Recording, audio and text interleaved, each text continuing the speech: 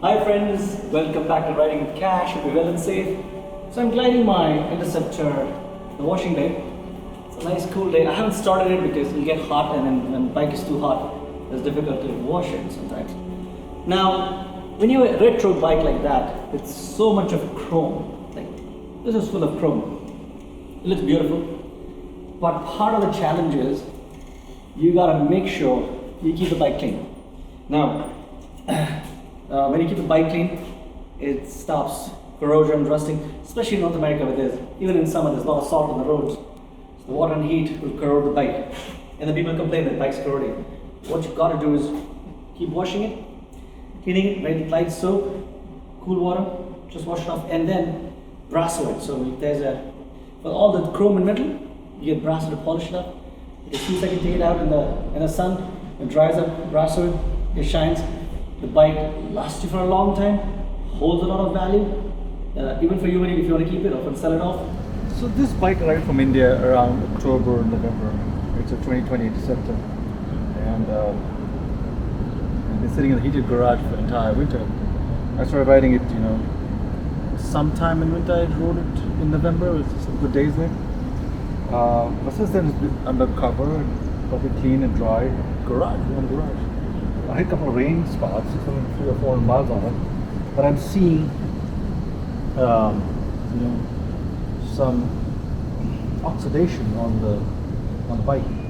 The bike is still pretty stock, right? So I don't have a plate in the front, and part of the Interceptor safety is, especially if you're doing motorway or highway ridings, as they call it here, fast speed riding. Chance that you'll hit something here. All the dirt, if it's raining, will go right inside the front of the bike. You gotta, I'll probably clean it up manually, some of the stuff here. But, you gotta keep this clean. Ideally, you should have a metal plate here to safeguard it, right? Let me put the glove on to safeguard my broken fingers. That'll keep me away from dirt and grime. Nothing much has happened on the bike. I've been through a couple of rains. If you see there, so you can see the raindrops and the mud hitting in here. It's not really dirty, but still feel the need of cleaning it up. The discs too, because when there's disc brakes and you have this big disc rotor, and when you keep the bike up, you're not riding it, chances are the mud and the grit and the salt when it goes in here, and then you break it and you leave it there, and the rain comes down, then you will see, if you take the bike out, you'll see some rust on it. Right? But if you regularly keep it clean and keep washing, you will never see it. It will never happen. An old toothbrush could reach any nook and corner of wheel way easily. You just lightly go on it, and you take out all the grease and dirt that's sitting on the spokes and everything. Just a bit of light soap should do it. It should take out most of the salt and grime. Old t-shirt, cotton t-shirt, does a great job.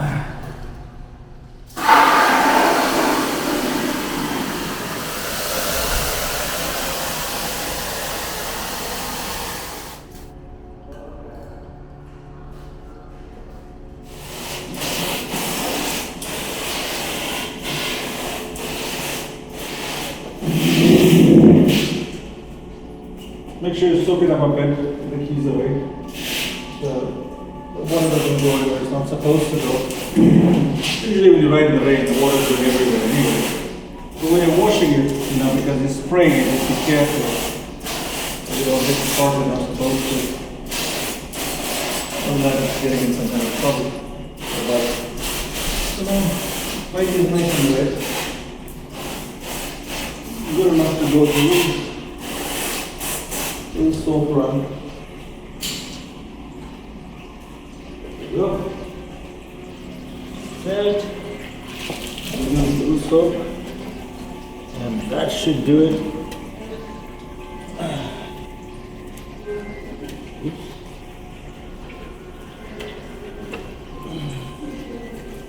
We'll take out all the stains.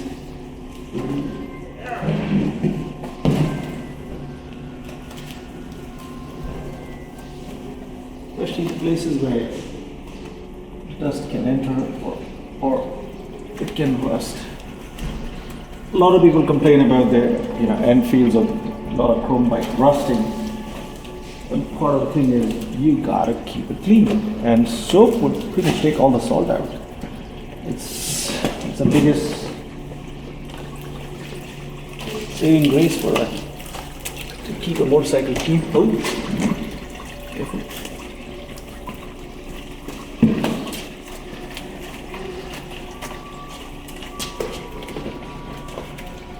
You gotta be careful not to put too much soap as well. Just put enough to keep it from getting any rust or damage. My bike generally sits in a warm, closed garage, so it's not parked on the street. Usually on the street you get more problems with the bike. There's, the trees, the leaves, different weather patterns. So basically, bike getting a little bit more battered than a bike sitting inside. And most of the people who actually love their bikes keep them away safely in a good spot. Or they winterize the bikes, keep them in nice warehouses where it's nice and dry and clean. And they take the batteries out and put batteries on a trickle charger. There's a whole process of keeping your bike safe and secure during winter. Or you can end up having a lot of trouble with your bike. Basic stuff. Make your bike last really long. Usually electronics and water don't go very well. Make sure seals are intact. So this way you keep an eye on the bike. Nothing is coming apart. Especially when the bike's new, it's breaking in. This bike's only about 300-400 miles on it. Still going through its first cycle of maintenance, and it has seen a couple of really rough rainy days, so it's a good idea to keep the bike clean and in nice shape. People who own bikes appreciate, they will understand.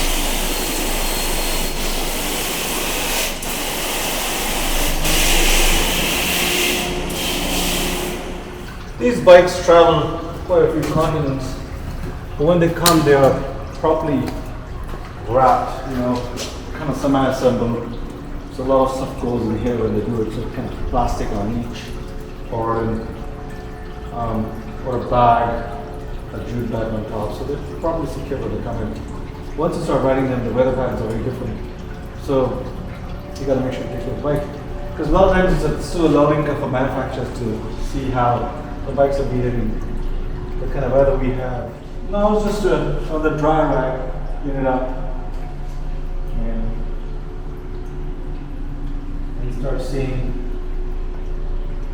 all the rain and the mud that got stuck to it comes off. It's a pretty basic bike. There's nothing fancy about this. Not much electronics.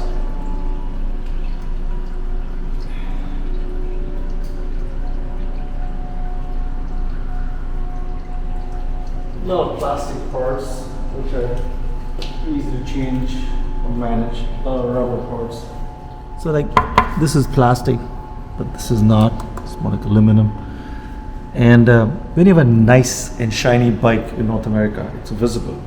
A lot of high speed. When you have a visible shiny object, drivers can see it. Even in the night, sometimes it reflects. A lot of reflectors around. It's always tricky to do night riding because you first and foremost because your speed visible, what you can see and who can see you, right? And at night, the odds are against you. So, and there are a lot of animals here too. So I'd be really careful, especially night riding. Night riding is a different kind of skills. In a tricky situation, you only have a few seconds to make a decision, right? Part of it is the ability to slow down, brake, and go on the side and take a safety spot. I mean, that's one of the ways you do it. Especially when you see an animal, Animals can only go forward, they don't go backwards. So you gotta make a choice at that point. What do you wanna do? How are you gonna stop when you see an animal? Same applies to when you're riding a car, right? When you see an animal. I have friends who've hit deers. I have a friend who hit a monkey with a motorcycle. I don't know how he did that, but he got tumbled, got hurt and damaged the bike. The bike was toast. In a bike like this, rolls off at the speed, it's pretty much done. It's a write-off. Nobody will give you safety for a bike which has gone through something like that. So cleaning does add to safety. A lot of people do not think it through. This will also make you spot if something's wrong with the bike, so you can get it repaired, it's a manufacturing defect, something you see. Like in the Himalayan, when I spotted the bike leaking from the wings. Started giving me doubt, so I got it fixed. I mean, I eventually sold it, so whoever has it is a fixed bike, it's taken care, and that's really important. So when you clean a bike, you get a very great chance to observe it closely and see if something's wrong, right? That way you can pick on things way ahead of time than you would if you're just riding. You can't just fire and ride and fill it up. You have to take care of your bikes.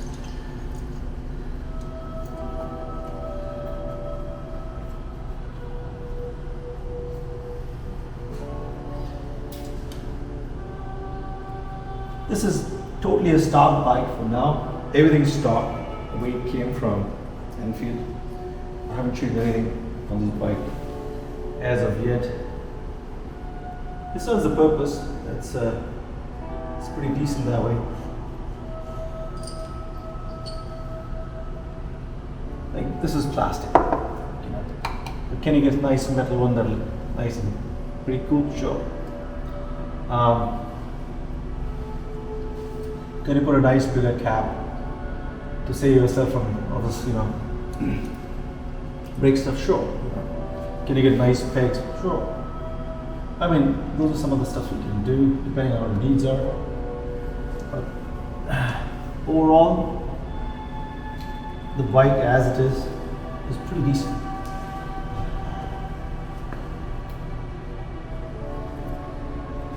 And the best part of it looks beautiful. It's a very, very, very pretty bike.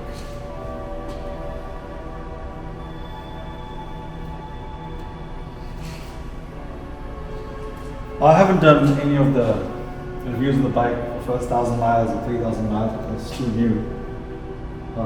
I'm just getting the hang of the bike myself. I just started getting really comfortable how to ride this one. Very different than an adventure bike. Very torquey, a lot of power. It wants to go. At the same time, there's a trick to ride it. So there is, I always say there is urban riding, which is like city riding, and there is highway riding. There are two different kind of ridings in North America. Urban riding is very slow, graceful. You should practice your slow speeds. Now, those are the three biggest things for any motorcycle rider. One of the first things is you have to practice how to ride slow. As slow as a crawl as you can go without putting your feet down. That's practice.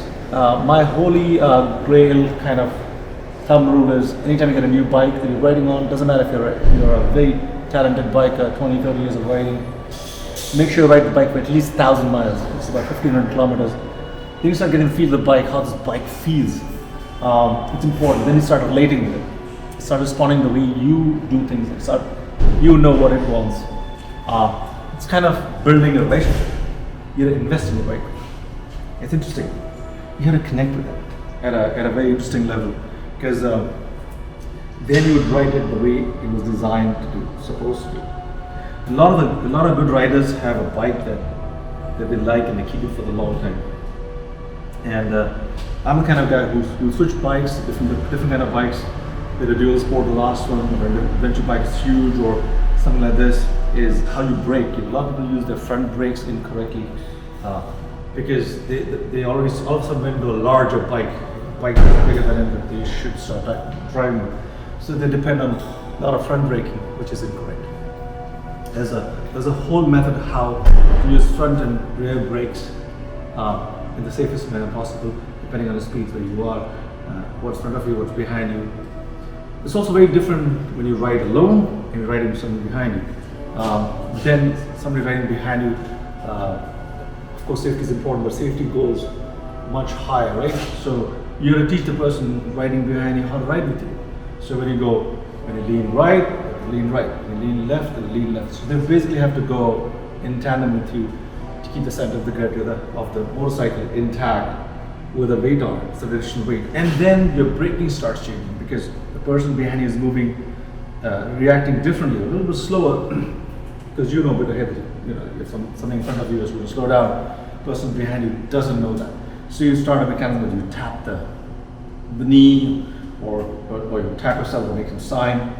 When there's a stop sign, there are different signs out there, and the person behind you has to be observant, equally alert, not just sit there and enjoy the breeze. Right? When you especially you're riding together, you're now not 2 sets of eyes, but 4 sets of eyes. So actually, you can use it as more as a safety when somebody's riding behind you, and apply that with that more power observation around you, because there are 2 people and 1 person riding. Right? Most of the people become dead weight behind you, and I hate those kind of people riding behind me.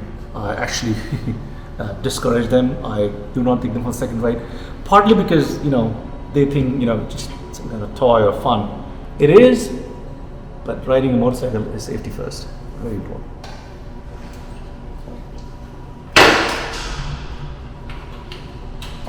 So it's just a few minutes, quick wash, cleaned it up, all the salt, dust in the grind's gone, bike's nice and clean.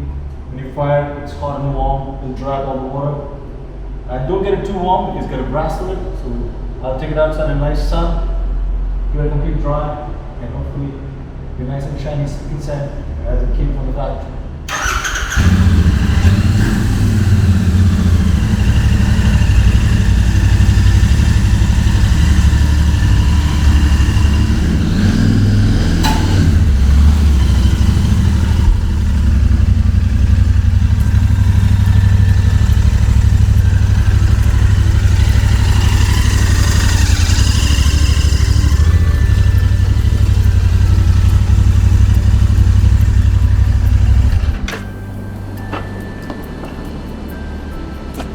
So the bike still is wet in a number of spots which I couldn't see in the garage. But in the bright light I can see most of the bike.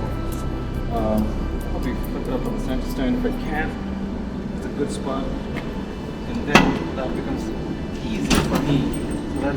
So this bike comes with center stand. It's easy to raise it up. You've got a solid stand.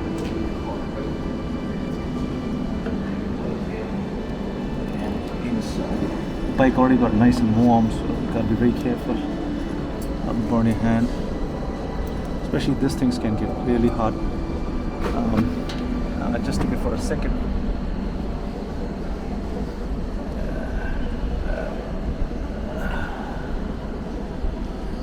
Make sure it's nice and clean sitting in there.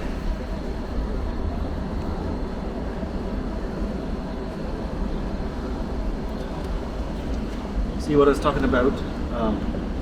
Some of the spots here you can notice. See that? You can see some kind of oxidation happening here. So if you rub it, it's a new bike. It's just a couple of months old, right? It was sitting in the garage. But see, if you see oxidation happening here, that's what people talk about Enfield owners, right?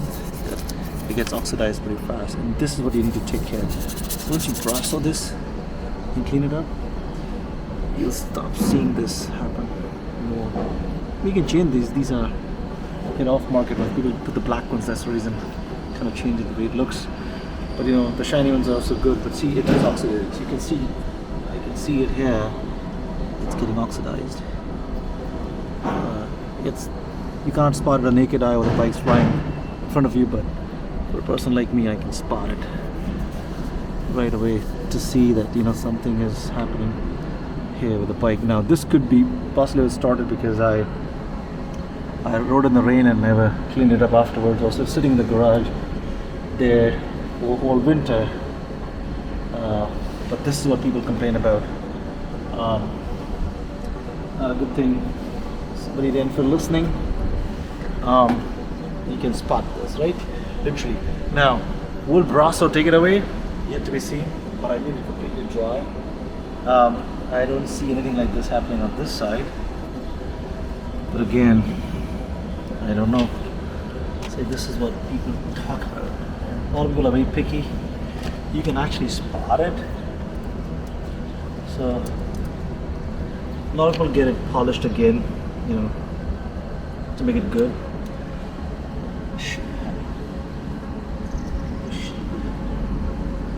This should not oxidize that easily. And this is where the learning curve is. Like in a country like India, you won't see that happen.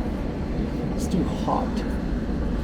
Good for North America or in Western countries, because of snow, when they put too much salt, the salt remains on the road even during summer. You just don't see it.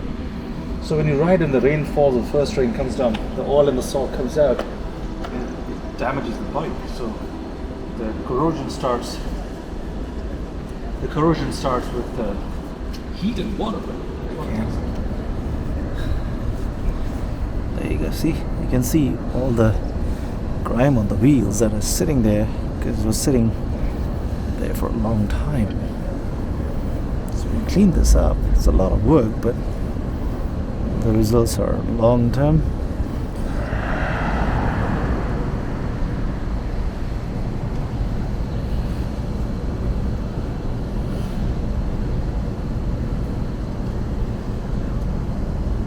A lot of time people go overboard with all kind of chamois and they shine it and they go nuts about it. It's good. I like those kind of people too, but you don't need it. You don't need to do it. You know, you can just use an old t-shirt, soft, so it doesn't damage it. Get scratches for you. In the bigger picture, these bikes are designed sand weather, right? Idea is to prolong it. I mean, eventually, everything is life. Idea is to keep it safe and clean, right?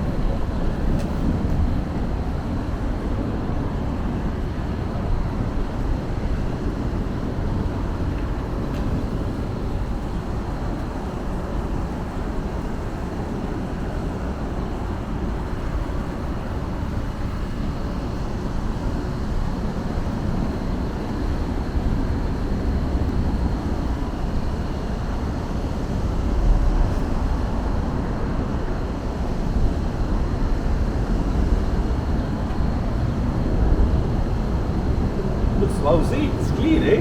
See, this actually looks. It's still cold, which is the way it should be. Let me see if this will do the trick.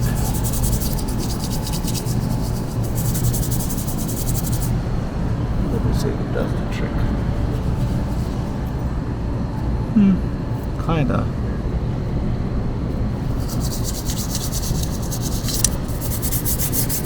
Trying to see if I can get it off. This shouldn't happen. It's a fairly new bike. We should call the Interceptor folks, the Enfield folks, and let them know this is what happened. It sits in the heated garage. It shouldn't happen. But I've heard this from some other people in the US about bikes getting this happening. Not the first time, so this should do the trick. I washed it, I dried it. It's cold, so it's not going to react to anything, but just to clean. It did a little bit of change, of course, it will clean up a bit, but it didn't do. Still has spots there, and it's a new bike, so it shouldn't happen. Am I a bit more sensitive to these things, or is it actually oxidizing?